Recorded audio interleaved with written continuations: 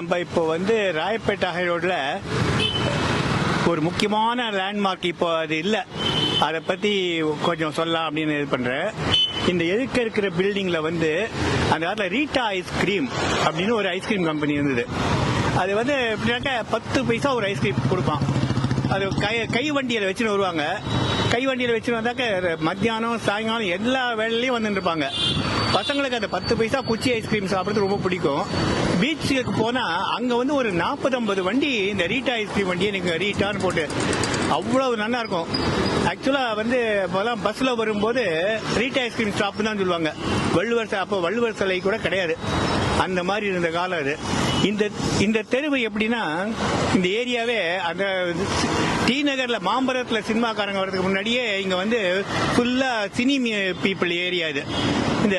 இந்த வீடு வந்து சாரங்கபாணின்னு ஒரு ஆக்டர், நீங்க தில்லாராமோகனாம்பாள்லாம் பார்த்துருந்தீங்கன்னா தெரியும், அவர் அதில் நடிச்சிருக்காரு.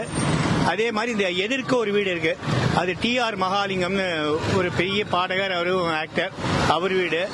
அப்புறம் வீரபாண்டிய கட்டபொம்மன் எடுத்தாரு பந்துலு, அவர் வீடு. எம் கே ராதா, வழுவூர் ராமையா பிள்ளை, இந்த மாதிரி சினிமா சம்பந்தப்பட்டவங்க எல்லாம் இந்த ஏரியா இருந்த வீடு. இந்த ரீட்டா ஐஸ்கிரீம்னா, இந்த ரீட்டா ஐஸ்கிரீம்ல வந்து வாங்குறதுக்குன்னே ஒரு கியூ நிற்கும். அப்பெல்லாம் நாங்கெல்லாம் வந்தோம்னா பசங்களாம் வந்தா 10 பைசா கொடுத்துரு, அப்பா 10 பைசா கொடுத்துட்றா, நீங்க தான் வந்து ஐஸ்கிரீம் வாங்கி சாப்பிடுவோம். அது தெருவுக்கும் வரும், எல்லாம் வெயிட் பண்ணி சாப்பிடுவாங்க. அவ்வளவு ஒரு நல்ல ஒரு ஐஸ்கிரீம் கம்பெனி இப்போ இல்லாம போயிடுது. இதுக்கு போட்டியா ரிட்ஸ்னு ஒன்று ஆரம்பிச்சாங்க, பிஎஸ்சி ஸ்கூலுக்கு ஏற்ற மாதிரி.